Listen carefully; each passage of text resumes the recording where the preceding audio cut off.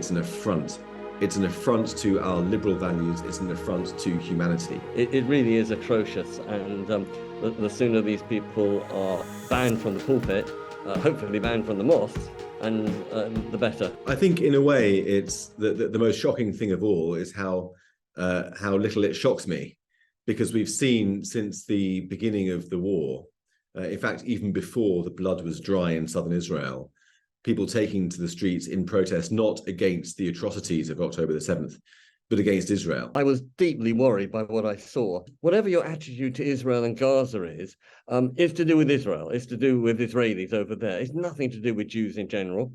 To expand it in that way is sheer racism. And it's certainly nothing to do with British Jews over here. O Allah, curse the Jews and the children of Israel.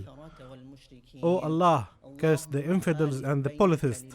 O Allah, break their words, shake their feet, disperse and tear apart their unity, and ruin their houses.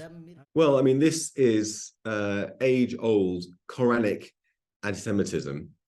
It's the sort of language that is inspired by religion, and it calls for the destruction and dismantlement of Jews, of the house of Israel. I mean, look, as Jews, we're used to this stuff. As a people, we've been putting up with this stuff for not just a few hundred years, but a few thousand years.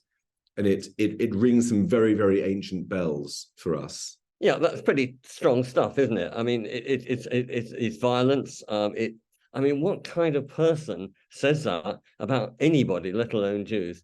It really is atrocious. And the sooner these people are banned from the pulpit, hopefully banned from the mosque, and the better. It's not good for Islam, and it's not good for British society. If the 2 billion just marched on Israel, it's all over.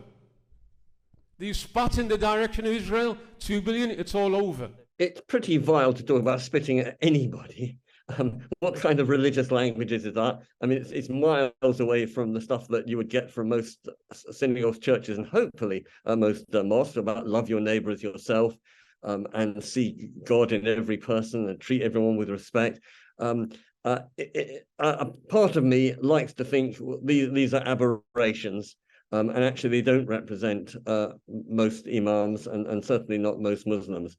And the more that I think the Muslim community condemns such people, the better, just to show the rest of society that they do not speak for the Muslim population of Britain as a whole. They obviously want it to be all over for Israel, don't they? But unfortunately, Israel has other ideas. As Golda Meir said, you want us dead, we intend to survive. There's not much room for compromise. O God, heal our hearts regarding the usurping Jews and in every enemy of you and the Muslims. O God, limit their number, kill them indiscriminately, and do not leave any of them alive.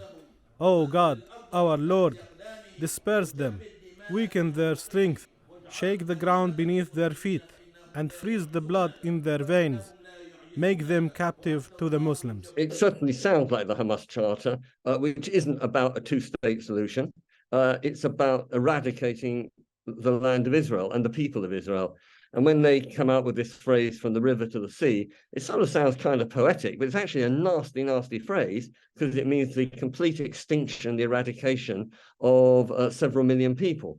That is not the way of peace. Hopefully it's not the way of Allah. It's not the way of the United Nations. It's not the way of the two-state solution.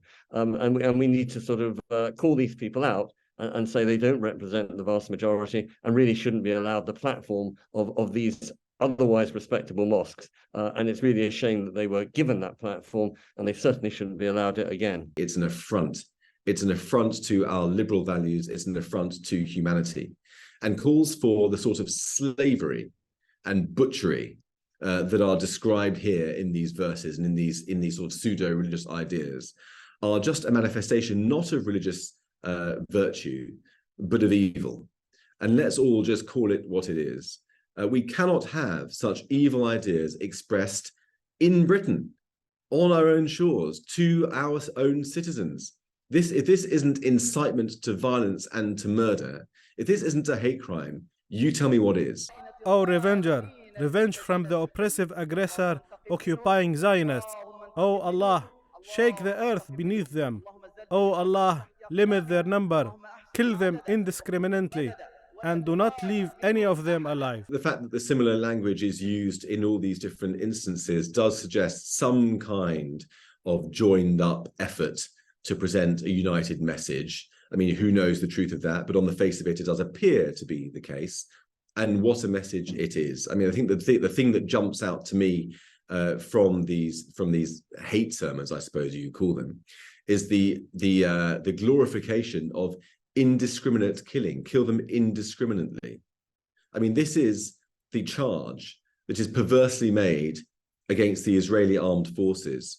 Of course, many civilians have died, and that's a great human tragedy because Hamas has placed them into harm's way. The Israeli army takes great care not to kill indiscriminately, but to give civilians fair warning to evacuate where they're going to strike so that they will not be harmed. It has provided humanitarian measures to try to protect civilian life. But this articulation in Britain of a desire to kill indiscriminately reflects the ethos of Hamas, which seeks to kill not just Jews, but people in Israel, including non-Jews, including Arabs, including Thai workers, Nepalese. All of those were also the victims of October the 7th. Hamas seeks to kill indiscriminately. The jihadi movement seeks to kill the unbelievers indiscriminately. And this preacher appears to be supporting their claims and their desires to kill indiscriminately. Needless to say, this must be clamped down upon. We cannot tolerate the expression of these views, these poisonous views in Britain. The stones will speak and say, "Oh Muslim, behind me there is a Yahudi, come and kill him." It unnecessarily takes us back 40 or 50 years when either we weren't talking to each other or we were hostile to each other. We've actually left that behind. And when I say we, I say Christians, Jews, Muslims, Hindus, Sikhs. One of the great religious success stories over the last 50 years has been the mushrooming of interfaith dialogue.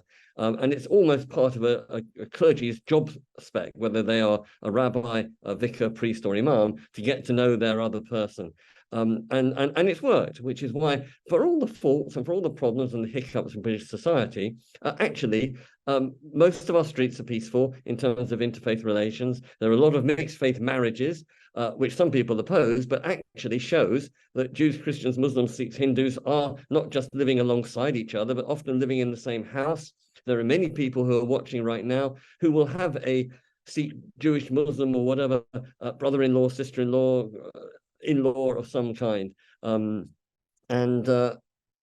these sort of hate mongers are really trying to turn the clock back. It's very irreligious, it's very un-British, and I'm glad they're being exposed. I stretch out my hand to mainstream moderate Muslim majority who are equally as repelled by this hate-filled stuff, but I think that we need to look long and hard at our community relations and the way interfaith is carried out and make sure that it's organic, that it's authentic, that it's genuine, and it cannot be hijacked by extremists.